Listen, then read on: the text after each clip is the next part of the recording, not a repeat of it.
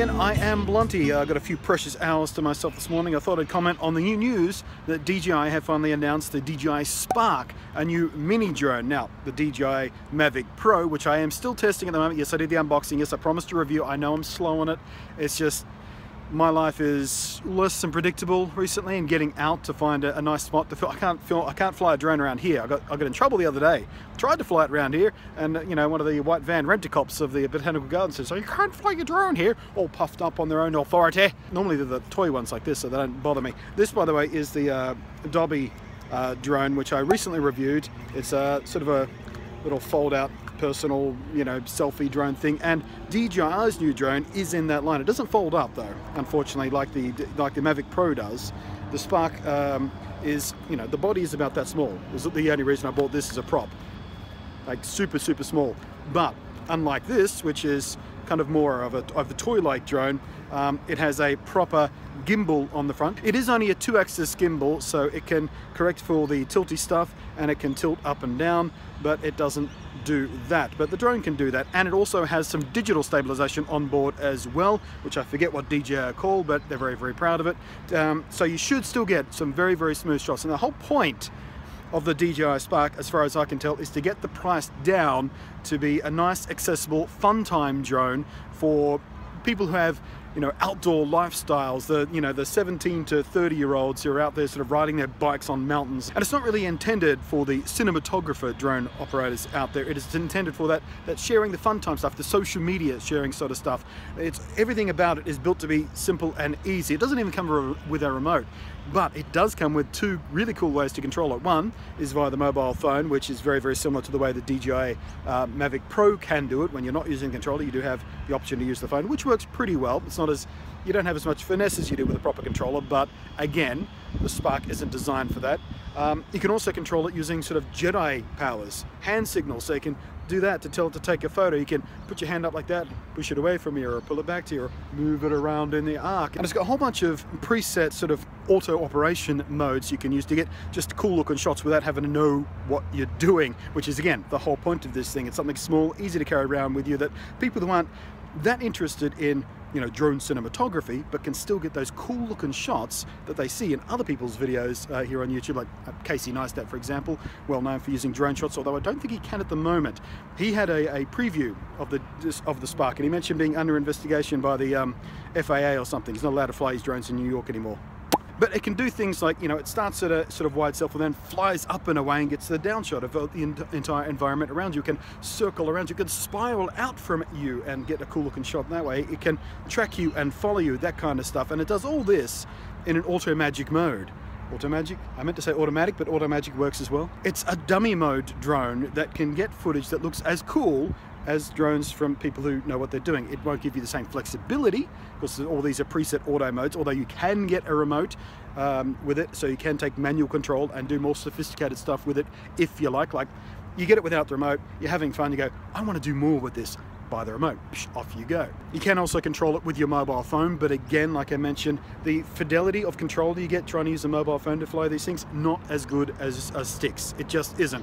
It's like the difference between trying to play a FPS game with a PlayStation pad versus a keyboard and mouse. It's a completely different world. Yeah, you can do it, and you can get pretty good at it, whichever way you go, but one is demonstrably better than the other.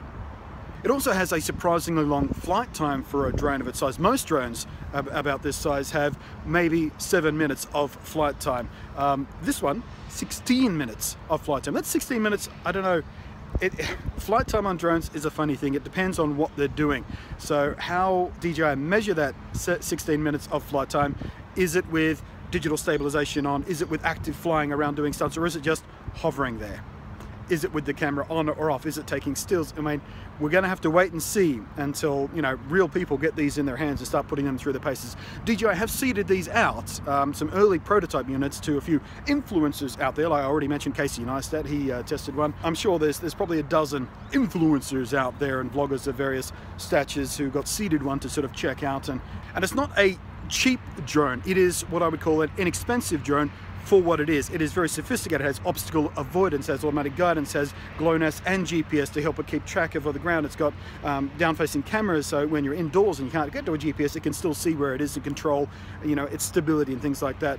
Forward-facing obstacle avoidance sensor, so it doesn't crash into things. It's very, very sophisticated kind of drone, and that means you're going to pay for it. They have tried to keep the cost down in a couple of important ways. So number one, it doesn't do 4K video, so that's a bit of a bummer, because even cheap cameras these days are doing 4K. I mean, you can buy an action cam, you know, not a GoPro necessarily, but one of the GoPro knockoffs that does 4K for $100.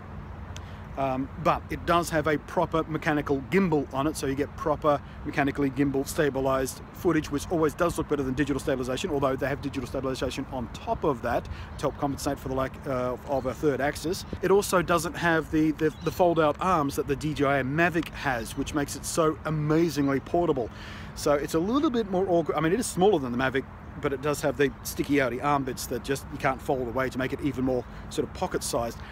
That's a bit of a disappointment too, but then again, that was designed, I'm assuming, as a way to help keep cost and complexity down, because as soon as you put, I mean, these are very, very simple hinges. The hinges on the DJI Mavic, much more sophisticated and very high end and very, very pleasant. I think DJI didn't want to put a simple hinge on, and they didn't want to go to the expense of engineering a Mavic Pro-like hinge for the thing, so they compromised. A very, very small body, but the sticky out bits. It's still very, very portable. I mean, the case it comes in is, you know, I think it's like that, so you still can carry it around very, very easily, easier than any other drone with these capabilities, I think. Price-wise, they're asking, I think it was about $500 US. By the time it gets to Australian shorts, that's probably $850-ish. I would check for you right now, but the email with the pricing is on my phone, which I'm using to record with right now, because I'm a dumbass and I didn't check beforehand, but I'll put it up on screen for you. I will be editing this video, of course, so Australian price.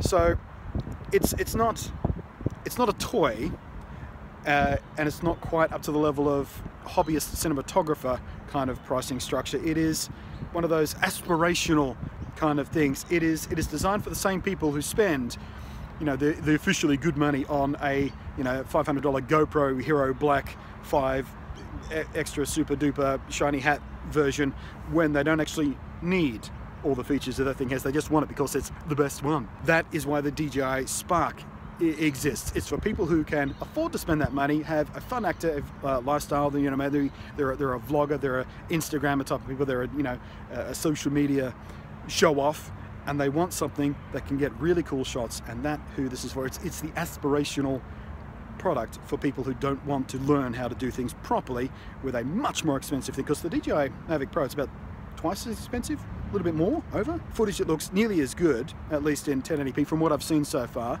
A reduced feature set, but pared down to a feature set that most people are going to be using anyway. I mean, there's a lot of stuff even on the DJI Mavic Pro that I'll never use.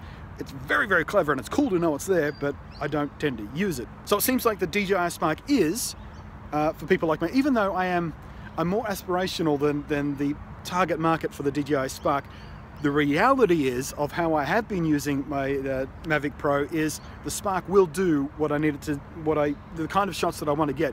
Just for when I'm traveling and things like that, I want to get a cool shot of the drone selfie, or the droney they call it, where it starts on you and then zooms out, that kind of thing. That's going to be perfect for travel vlogs and things like that. Being able to circle around stuff, just do a pan across a panorama and things like that, getting a shot from above, just getting cool, useful shots that I can splice into my videos. I was actually invited to the local Australian launch of the DJI Spark. Like, the guys emailed me about a week and a half ago and said, hey, it's so-and-so from DJI, we're doing this thing in Sydney, we're launching a new product. And I went, you know what, I think I know what that is, because I've seen some leaks. I'm very, very excited to come, but I can't come to the thing because I'm going to be in Taipei when this event goes on. Oh no, I have to go to Taipei for Computex with MSI. Oh no, I have to go on an international adventure with tons of computer technology. Oh no, woe is me, I can't stay in Sydney and play with a drone. My life sucks and is terrible, and nobody has problems like I have problems. So what I'm going to try and do is, once I get back from Taipei, I'm going to get another DJI people again. I'm probably going to send them a link to this video as well to let them know how enthusiastic I am about it, and ask them to see if I can get some hands-on time with it post-launch. I think it's up for pre-order now. I'm not sure when exactly they're shipping. If you do want one, by the way, I would recommend throwing down a pre-order, because As with all DJI launches of this kind, they are going to be pretty thin on the ground for at least a couple of months, I would assume, because it is going to be very popular. It's very awesome. The hype is real. They even come in lots of different colors, for crying out loud, to really entice the fashionistas and socialites and, you know, the people who buy rose gold iPhones, for example.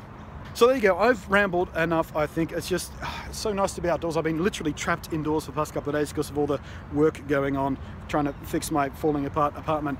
So I'm just enjoying myself and a little bit hyped up because the drone is exciting, the outdoors is exciting. I've got fresh air in my lungs again, but I have to go back and the painters are coming in today, so I have to go. Thanks for watching. I'm Blunty. I'll catch you next time. Tell me in the down below area, are you excited by the DJI Spark? Is it where you want to be? Did you want it to be a little bit cheaper? Did you want it to be a little bit fancier? How close is this to your perfect drone for the kind of stuff that you want to be doing? I haven't done a walk-off in ages. See, you don't see too many people doing that anymore, the walk-off. I mean, you see some sort of daily vloggers do it when they walk off one scene, walk into the other scene, or use it as a transitional thing, but you just don't see the walk-off very often in videos. I kind of miss it.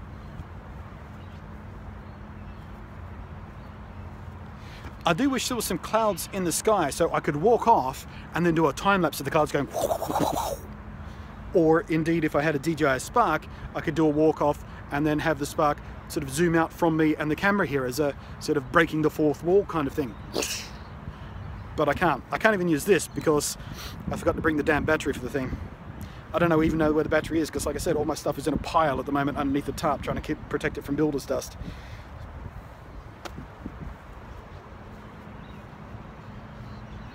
You're just waiting for me to walk back on and do another little ad-lib thing, aren't you? Not going to do it. Except for that.